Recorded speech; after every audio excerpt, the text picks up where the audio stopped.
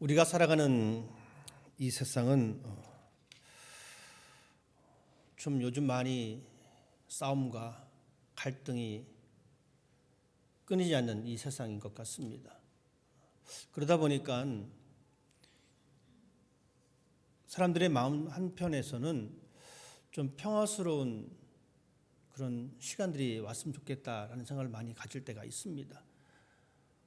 좀 괜찮은 지도자가 나타나서 온 백성들을 한 마음으로 이렇게 묶어주시는 그러한 좀 참 좋은 지도자가 나타났으면 좋겠다라는 생각을 갖기도 합니다. 하지만 여전히 우리의 희망과 다르게 세상은 가는 것 같습니다. 우리 희망은 있지만 여전히 그 희망은 현실이 되지 않는 그러한 삶의 모습을 보게 되어집니다. 이러한 고민은 2025년도, 2026년도를 살아가고 있는 현 시대의, 현 시간의 문제뿐만이 아니었던 것 같습니다. 2000년 전에도, 2500년 전에도, 2700년 전에도 똑같은 현실이 성경에서 반복되고 있습니다. 이사야 선지자가 기록된 이 성경의 사건들은 이렇습니다. 어쩌면 그 시대는 지금보다 더 혼란스러운 시대였을지도 모릅니다. 왕이 죽고 이스라엘 주변에는 절대 권력을 가졌던 왕들이 득세하기 시작합니다. 당연히 연약한 나라들은, 연약한 민족들은 그 강한 민족 앞에서 죽을 수밖에 없는 그런 위험한 상황이었습니다. 아수르 왕이 이스라엘을 침공했습니다. 바벨론이 이스라엘을 침공합니다. 어제까지 보았던 내 이웃의 목숨은 어느 순간에 사라져버린 그러한 위험한 순간입니다. 힘 있는 민족이 힘 없는 민족을 치다 보니까 백성들의 마음속에는 이런 생각이 듭니다. 제발 우리나라도 힘이 있었으면 좋겠다. 우리 지도자도 힘이 있었으면 좋겠다. 힘을 가진 왕들은, 힘을 가진 민족들은 나약한 민족들을 그들의 말바꾸부 아래 다 굴복시켰습니다. 아수르의 공포 정치가 시작되었습니다. 그날 마치 또한 로마의 지배 아래 평화를 선언했듯이 팍스 로마의 그 기치 아래 자신의 힘을 과시했듯이 여러분 이 아수르도 바벨론도 그런 모습이었습니다. 이스라엘 백성의 입장에서 한번 생각해 보십시다. 이스라엘 민족들은 힘이 없었습니다. 매일같이 쫓기는 삶을 살아갈 수밖에 없었습니다. 그러니 그들의 생각 속에는 하나님 제발 위대한 왕을 보내주십시오. 우리 민족을 괴롭히고 있는 저 블레셋과 저 바벨론과 저 아수르의 왕을 물리칠 커다란 힘을 가진 그 왕을 보내주십시오. 여러분 이 기도가 백성들의 매일의 기도였을 것입니다. 이스라엘뿐만이 아닙니다. 우리 역시 마찬가지입니다. 일제강점기 시대에 여러분 어떤 기도가 있었겠습니까? 제발 나라가 힘이 있어서 일본으로부터 좀 해방을 받았으면 좋겠다. 여러분 그 정신 가지고 무슬림하는 젊은이들이 총을 들었습니다. 마찬가지입니다. 이스라엘 백성도 그랬습니다. 그런 그들의 희망 섞인 기도 앞에 하나님께서는 이 말씀을 주셨습니다. 하나님께서는 이스라엘 백성들에게 말합니다. 너희들이 그렇게 원했던 강력한 지도자, 위대한 왕 아니야. 대신에 하나님께서는 이렇게 말씀하십니다. 내가 한 종을 너에게 보낼 것이야. 근데 여러분 그 종은 백성들의 기대와 완전히 달랐습니다. 2절 말씀 보면 이렇게 기록합니다. 그는 외치지 아니하며 목소리를 높이지 아니하며 그 소리를 거리에 들리게 하지 아니하며. 위대한 왕이 나타나서 큰 소리로 잡아놓은 포로를 향하여 외칠 줄 알았는데 강력한 힘을 가지고 다른 민족을 짓밟을 줄 알았는데 하나님께서는 오히려 그렇게 말씀하지 않으셨습니다. 하나님은 오히려 아주 목소리를 높이지 아니하고 그 소리가 거리에 들리지 아니하는 그 연약한 모습을 가지고 오히려 이 땅에 이방의 정의를 베풀 것이다라고 말씀해 주고 있습니다. 즉 하나님께서는 세상의 힘의 논리에 의한 그런 제국의 법이 아닌 하나님의 공의로 다스릴 것을 선포하고 있습니다. 하나님께서는 그렇게 말씀하십니다. 나의 종을 내가 보낼 것인데 내가 나의 종에게 영을 줄 것이고 그 종이 이방의 정의를 베풀 것이다. 억눌림을 받았던 사람들은 정의를 이렇게 생각했습니다. 우리가 드디어 올라설 수 있겠구나. 나를 부당하게 괴롭혔던 그 사람들을 밟고 일어서서 정의를 세울 것이다 라고 생각했지만 하나님은 달랐습니다. 하나님은 정의를 이렇게 표현하고 있습니다. 하나님의 정의는 바로 이겁니다. 하나님의 창조의 질서를 회복하는 것. 우리가 생각하는 정의와 다른 정의입니다. 이사야 42장은 우리는 주의 종의 노래라고 우리는 기억합니다. 이사야에 나타난 4번의 종의 노래가 등장합니다. 이것은 바로 예수 그리스도를 가리킵니다. 이 말씀처럼 예수님께서 이 땅에 오셔서 하나님의 종의 모습을 우리들에게 보여주셨습니다. 하나님의 종, 여러분 이것은 바로 하나님의 영을 간직한 사람입니다. 하나님께서 분명히 말씀하십니다. 내가 붙드는 나의 종, 내 마음에 기뻐하는 자, 곧 내가 택한 사람을 보라. 내가 나의 영을 그에게 주었다. 하나님의 영을 받은 그 종이 오신다라고 말씀해 주고 있습니다. 하나님의 영을 받았기 때문에 외치지 아니하며 목소리를 높이지 아니하며 그 소리를 거리에 들리게 하지 아니하고 하나님의 영을 받았기에 상한 갈대를 꺾지 아니하고 꺼져가는 등불도 끄지 아니하고 진실로 정의를 행한다. 하나님의 영입니다. 하나님의 영을 가지고 있는 사람만이 이 일이 가능하다라는 이야기입니다. 그런데 우리는 잘못 생각할 때가 있습니다. 우리의 의지로, 내 생각대로, 내 훈련한 대로 내가 할 수 있다라고 생각합니다. 하지만 여러분 그렇지 않습니다. 사람의 의지는 어떻습니까? 작심삼일이라고 말이 있듯이 사람의 의지는 강하지 않습니다. 아무리 도끼를 품었다 해도 여러분 어느 순간 변하는 것이 사람의 의지입니다.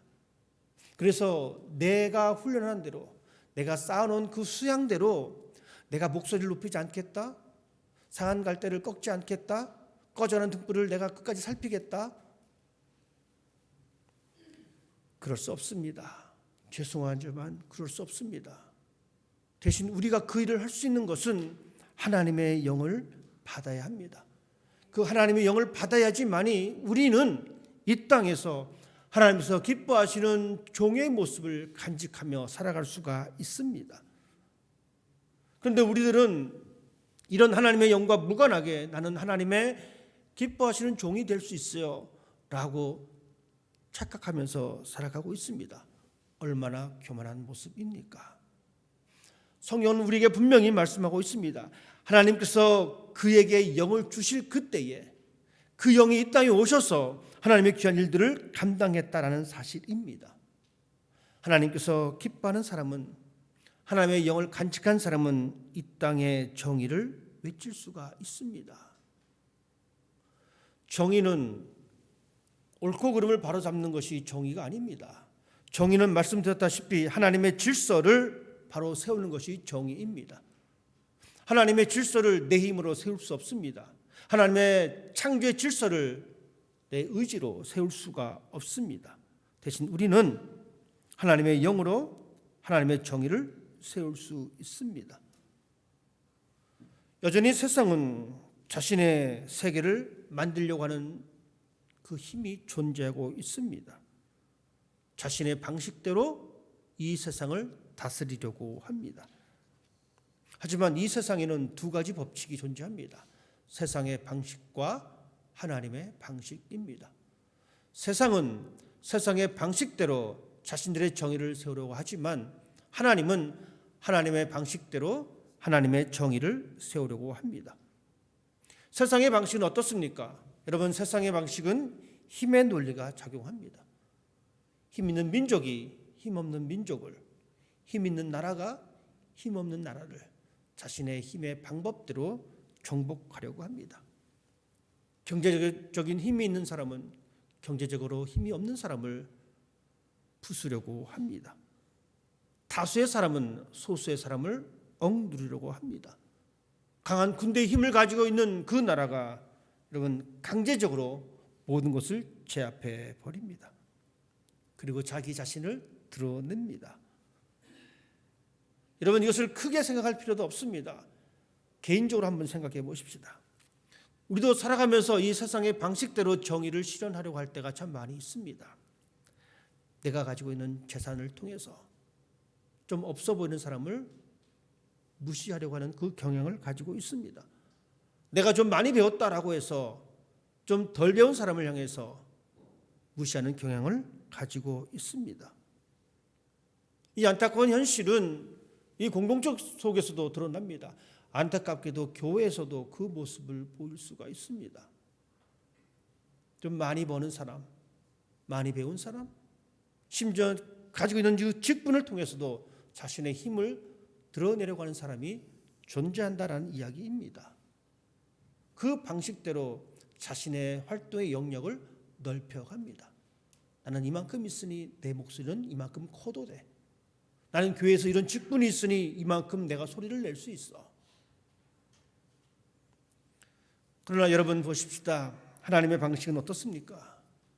하나님은 이 세상의 힘의 논리와 정반대의 모습입니다. 하나님은 많이 가졌다라고 해서, 많이 배웠다라고 해서, 어떤 위치에 있다라고 해서 하나님은 그 방법으로 역사하지 않으십니다. 힘의 논리와 정반대 현상을 보여주고 있습니다. 오히려 하나님은 이렇게 말씀하십니다. 외치지 아니한다. 상한 갈대를 꺾지 아니한다. 꺼져가는 등불을 끄지 아니한다. 세상의 방식은 큰 소리로 외칩니다. 세상의 방식은 상한 갈대를 꺾어버립니다. 세상의 방식은 꺼져가는 등불을 그냥 꺼버립니다. 상한 갈대를 꺾지 않는 하나님, 이것이 하나님의 방식입니다. 여러분, 이 말씀은 구조적으로 약해진 그 존재를 말합니다. 세상의 방식은 어떻습니까? 약해 보이면 가차없이 버립니다. 이것이 세상의 방식입니다. 꺼져가는 불길은 무엇입니까? 그냥 불꽃은 안 보이고 연기만 홀로 피고 있는 그것입니다. 별 의미 없는 존재입니다. 세상은 이것을 향해서 물을 부어버리고 그 자리를 떠납니다. 하지만 하나님의 방식은 그렇지 않습니다. 비록 꺼져가는 그 불꽃 속에 연기만 홀로 피는 그곳이라 할지라도 하나님은 그것을 다시 붙잡아서 불길을 내십니다. 연약해서 흔들거리고 금방 부서질 것 같은 그런 연약한 존재임에도 불구하고 하나님께서는 그것을 끝까지 붙잡고 계신다는 이야기입니다. 여러분, 이것이 바로 하나님께서 우리에게 보내신 하나님의 종의 모습입니다. 이것이 바로 예수 그리스도의 모습입니다. 예수님께서는 이 땅에 오셔서 크게 소리를 외치지 않으셨습니다. 오히려 그의 소리는 겸손한 소리였습니다. 그의 소리는 온유한 소리였습니다. 상한 갈대 같은 그 연약한 존재들 향해서 우리 주님은 포기하지 않으셨습니다. 꺼져가는 등불과 같은 그러한 사람들조차도 우리 주님께서는 붙잡아 주셨습니다. 세상은 쓸모없는 것을 버려버리지만 하나님은 그 연약함을 품어주셨습니다. 예수님께서 이 땅에 오셔서 연약한 사람들인 세리들과 여인들과 죄인들을 품어주셨습니다. 이것이 바로 하나님의 종 예수 그리스도의 모습입니다. 그 예수님께서 이 땅에 오셔서 정의를 보여주셨습니다. 하나님의 질서를 보여주셨습니다. 하나님의 종은 강압적이지 않습니다. 오히려 온유함으로 다가오셔서 하나님의 그 창조의 질서를 보여주셨습니다. 여러분, 우리는 하나님께서 우리에게 보여주신 이 하나님의 종의 모습이 어떤 모습인가를 다윗을 통해서 다시 한번 발견할 수가 있습니다. 다윗은 사울의 신임을 얻어서 사울 곁에 가게 되었습니다. 그런데 사울에게 악신이 들려서 쉽게 말씀드리면 정신착란 같은 그런 병을 가지고 있었습니다. 그래서 다윗을 죽이려고 했습니다. 여러분, 다윗이 죽음의 위협 앞에서 도망자의 신세가 됩니다. 사울의 왕의 그 칼을 피해서 도망다니다가 하루는 동굴 속에 들어가게 되었습니다. 근데 우연히 이 사울도 그 동굴에 들어오게 됩니다. 다윗은 동굴 안쪽에 있었고 사울은 동굴 초입에 있었습니다. 쫓기는 그 시간이 힘든 시간이었기에 사울 왕과 사울의 병사들도 다 피곤해서 골아 떨어진 그 순간이 있었습니다. 다윗은 사울을 죽일 수 있는 절호의 기회를 찾았습니다. 나를 쫓아오는 이 사울 왕만 죽이면 이 지긋지긋한 포로의 생활을 끝낼 수 있을 텐데, 만약 저 같았으면 하나님 앞에 감사하기도 했을 거예요. 하나님, 드디어 저에게 찬스를 주셨군요. 제가 도망자가 아니라 이제 떳떳하게 살 수 있습니다 라고 생각하고 칼을 들어서 이 원수를 향해서 과감한 행동을 했었을 텐데, 다윗은 달랐습니다. 다윗은 세상의 기준을 따르지 않았습니다. 다윗은 그 대신 하나님의 방식을 선택합니다. 그리고 다윗은 사울의 옷자락을 뱁니다. 다윗은 하나님의 섭리를 받아들였습니다. 이것이 바로 하나님께서 기뻐하시는 종의 모습입니다. 여러분, 우리도 우리의 삶을 이렇게 바꿔야 합니다. 세상의 논리대로, 세상의 방식대로 살아가는 그 삶의 방법들을 내려놓을 수 있는 용기가 필요합니다. 세상은 오른쪽 뺨을 맞으면 너는 오른쪽 뺨 플러스 왼쪽 뺨을 때려야 된다라고 우리에게 유혹합니다. 이것이 세상의 방법입니다. 여러분, 세상의 방법을 취하면 정말 호쾌할 때가 많아요. 상쾌할 때가 많아요. 스트레스 확 해소될 때가 많습니다. 내가 열을 빼앗겼는데 12를 가지고 온다? 얼마나 신나는 일입니까? 이것이 세상의 방식입니다. 그래서 세상은 우리에게 유혹합니다. 그래, 세상의 방식대로 살아야지 속 시원하게 살잖아. 하지만 하나님의 방식은 그렇지 않습니다. 네가 오른쪽 뺨을 맞았느냐? 왼쪽 뺨을 갖다 들여 밀어라. 이해하기 힘듭니다. 답답합니다. 하지만 이것이 하나님께서 말씀하신 하나님의 방식입니다. 우리는 이런 하나님 말씀 앞에서 세상의 방식을 내려놓을 용기가 필요하고, 세상에서 요구하는 성공주의에 대한 압박으로부터 한 걸음 물러서는 사람이 되어야 합니다. 어렵고 힘든 일입니다.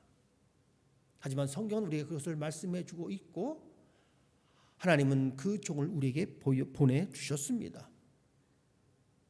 그 종은 세상의 기대와 전혀 다른 종의 모습입니다. 세상 사람들은 큰 목소리로 외치는 지도자를 원했지만, 세상 사람들은 연약한 것을 다 부수고 강한 것을 원했지만, 하나님은 정반대의 것을 우리에게 말씀해 주셨습니다. 그러니 당연히 우리는 이 땅을 살아가면서 이 두 가치관이 충돌할 수밖에 없습니다. 여전히 우리의 머릿속에는 하나님, 저는 세상의 방식이 좋습니다, 세상의 가치관이 더 화끈하고 좋습니다 라는 마음이 있는데, 교회만 오면 그 세상의 가치관을 내려놓으라 하니 여러분, 때로는 우리가 혼란스럽기도 합니다. 세상은 강한 자를 영웅이라고 칭송하지만 성경은 상한 갈대를 돌보는 사람이 영웅이다라고 우리에게 말해주고 있습니다. 세상은 쓸모없는 것을 버리지만 하나님의 종은 끝까지 연약한 것을 붙잡으라고 말씀해 주고 있습니다. 이런 상황 속에서 우리는 어떻게 살아가야 합니까? 우리는 예수 그리스도를 믿는 사람입니다. 우리에게 지도자를 보내주십시오. 우리에게 왕을 보내주십시오. 라고 요청했던 그들을 향해서 예수님은 이 땅에 하나님의 응답으로 오셨습니다. 우리 역시 마찬가지입니다. 하나님, 이 땅의 삶을 살면서 우리를 구원해 주십시오라고 외칠 때에 예수님은 우리의 기도에 응답하셔서 하나님의 응답으로 우리에게 오셨습니다. 그러니 우리는 예수님을 마음속에 모시고 살아가는 사람입니다. 그러니 우리는 예수님께서 보여주셨던 이 모습을 간직하는 사람이 되어야 합니다. 그런데 중요한 것은 내 의지로, 내 힘으로 할 수 없다라는 이야기입니다. 하나님의 힘으로 우리는 이 땅에서 하나님의 질서, 하나님의 정의를 세우는 사람이 되어야 합니다. 온유한 마음으로 세상을 향하여 손을 내미는 인생이 되어야 합니다. 회복의 가능성을 보고 우리는 기다리는 사람이 되어야 합니다. 하나님의 기뻐하시는 그 종, 그 사람은 바로 이방의 빛이 되는 사람입니다. 예수님께서는 이 세상의 빛이 되셨습니다. 빛으로 예수님께서 오셨듯이 우리 역시 이방의 빛이 되는 사람이 되어야 합니다. 하나님께서는 그 종을 보내실 때에 그 종이 무슨 일을 하게 될 것인가에 대해서 분명히 말씀해 주고 있습니다. 6절 말씀에 이렇게 기록합니다. 나 여호와가 의로 너를 불렀은즉 내가 내 손을 잡아 너를 보호하며 너를 세워 백성의 언약과 이방의 빛이 되게 하리니. 백성의 언약입니다. 이 말은 하나님과 인간 사이의 중보자라는 뜻입니다. 예수님께서 하나님과 인간 사이의 중보자가 되셨습니다. 그 언약이 바로 예수 그리스도이십니다. 이제 그 언약을 받은 우리가 하나님의 언약의 백성으로 살아가는 우리의 삶이 되어야 합니다. 우리는 중보자가 되어야 합니다. 하나님과 하나님을 알지 못하는 사람들과의 중보자. 물론 우리의 완벽한 중보자는 예수 그리스도이십니다. 우리는 예수 그리스도를 대신할 수는 없습니다. 하지만 그분의 삶을 살아냄으로 인하여 중보자의 역할, 이방의 빛이 되는 역할을 감당할 수가 있습니다. 예수님께서 이 땅에 오셔서 하신 일들을 7절 말씀은 이렇게 기록하고 있습니다. 내가 눈먼 자들의 눈을 밝히며 갇힌 자를 감옥에서 이끌어내며 흑암에 앉은 자를 감방에서 나오게 하리라. 눈을 밝히는 것, 갇힌 자를 이끌어내는 것, 흑암에 앉은 자를 감방에서 나오게 하는 것. 여러분 어떻습니까? 어둠 속에서 진리를 바라보지 못하는 사람의 눈을 열어줄 책임이 저와 여러분에게 있다라는 이야기입니다. 죄의 노예로부터 속박된 그 자를 자유케 할 그 책임이, 그 역할이 저와 여러분에게 있다라는 이야기입니다. 우리가 그 일을 감당하기 위해서는 우리의 말재주가 아닙니다. 우리의 삶의 모습이 올바르게 표현되어질 때에 우리는 그들을 어둠에서 불러낼 수 있는 사람으로 그들을 죄의 노예에서 건져낼 수가 있습니다. 하나님께서는 우리에게 그 사명을 맡겨주셨습니다. 그리고 우리에게 이렇게 말씀하십니다. 보라, 이제 내가 새 일을 너에게 알려줄 것이다. 하나님께서 우리에게 새로운 길을 열어주십니다. 하나님의 우리를 향한 그 새로운 길을 걷는 사람이 되어야 합니다. 여러분, 이스라엘 백성들이 애굽에서 탈출하여 나올 때에 하나님께서는 그들에게 그 길을 열어주셨습니다. 홍해가 그들의 앞을 막았을 때 하나님께서 그들에게 길을 열어주셔서 그 홍해를 건너게 해주셨습니다. 바다의 새 길을 열어놓으신 하나님. 여러분, 그 하나님은 여전히 우리에게도 지금도 동일하게 그 길을 열어주십니다. 하나님의 종이 걸어가야 할 그 길을 하나님께서는 열어주십니다. 우리 모두 하나님의 종이 되어 그리스도가 걸어간 그 길을 따라가는 사람이 되시길 바랍니다. 하나님께서 우리를 기뻐하십니다. 여러분, 하나님께서 기뻐하시는 그 종이 되기 위해서는 여러분, 우리는 겸손해야 합니다. 목소리를 높이지 말고 낮은 곳에 신음소리에 귀를 기울이는 사람이 되어야 합니다. 하나님의 종으로서 우리가 하나님께서 기뻐하시는 사람이 되기 위해서는 살리는 사람이 되어야 합니다. 상한 갈대를 꺾지 않고 꺼져가는 불길도 바라보시는 그 하나님처럼 우리는 상한 갈대 같은 우리의 이웃을 꺾지 말고 세워주는 사람이 되어야 합니다. 밟고 일어서는 그 순간이 아니라 같이 주저앉아서 울어줄 줄 아는 그 사람이 되어야 된다는 이야기입니다. 그리고 우리 모두는 하나님의 기뻐하시는 종이 되기 위해서는 빛이 되는 사람이 되어야 합니다. 예수 그리스도의 빛이 저와 여러분 마음속에 심겨져 있습니다. 그 빛을 통하여 하나님의 언약의 통로가 되십시다. 하나님께서는 그러한 사람을 찾고 계십니다. 하나님께서 기뻐하시는 사람들의 성경에 보면은 참 많이 나타납니다. 여러분, 그 중에 죽음을 경험하지 않은 두 사람이 있습니다. 혹시 아십니까? 두 사람이. 그냥 속으로 대답하셔도 상관없어요. 엘리야와 에녹입니다. 하나님께서 기뻐하셨어요. 엘리야 위대한 선지자입니다. 여러분, 엘리야가 행했던 놀라운 이적들, 정말 어마무시한 그 놀라운 이적들, 충분히 그럴 수 있어요. 하나님 앞에서, 이스라엘 민족 앞에서 위대한 일을 행했기 때문에 충분히 그럴 수 있습니다. 하지만 에녹 보십시다. 에녹이 한 것이 뭐가 있을까요? 성경에 보면 에녹은 한 것이 없어요. 그냥 65세에 아들 낳고 300년 살다가 하나님께서 그냥 데려가신 거예요. 아무 행적 기록이 없습니다. 너무 시시하잖아요. 아니, 엘리야처럼 위대한 일도 한 것도 아니고 기적을 베푼 것도 아닌데 하나님께서는 이 에녹을 기뻐하십니다. 여러분, 이 말은 뭐냐면 평범한 우리 일상도 하나님의 기쁨이 충분히 될 수 있다는 것입니다. 그거 위대한 일을 했다라고 해서 하나님의 기쁨이 되는 것이 아니라 여러분의 삶 속에서 최선을 다하여 하나님을 예배하고 하나님과 동행하는 삶을 살아내고 하나님의 빛을 드러내면 꺼져가는 그 연약한 이웃을 향해서 외면하지 아니하고 그들의 아픔과 함께 동참하면서 살아가는 삶을 살아가면 충분히 하나님의 기뻐하시는 종의 모습을 간직할 수 있다는 이야기입니다. 모두가 엘리야가 될 수가 없습니다. 모두가 모세와 같이 위대한 사람이 될 수가 없습니다. 대다수의 사람들은 에녹과 같이 아주 평범합니다. 여러분, 우리의 삶이 그렇습니다. 아주 평범합니다. 아침에 일어나서 밥 먹고 나가서 일하고 저녁에 들어와서 또 애들과 또한 배우자와 지지고 볶고 살고 또 교회 나오고 우리 일상이 매주 아주 단순합니다. 하지만 그 속에서도 분명한 것은 하나님의 기쁨의 종이 될 수 있다는 사실. 그러기 위해서 여러분 조금 더 겸손하고 연약한 사람을 살려내는 그 사람의 모습, 그 빛을 드러내는 모습, 그 빛을 드러냄을 통해서 우리는 예수님께서 들었던 그 음성, 세례를 받으실 때 하늘의 문이 열리고 이렇게 말합니다. 이는 내 사랑하는 자요, 내 기뻐하는 사람이다. 여러분, 이 음성이 여러분에게 더 들리기를 원합니다. 이 음성이 또한 여러분의 고백이 되기를 원합니다.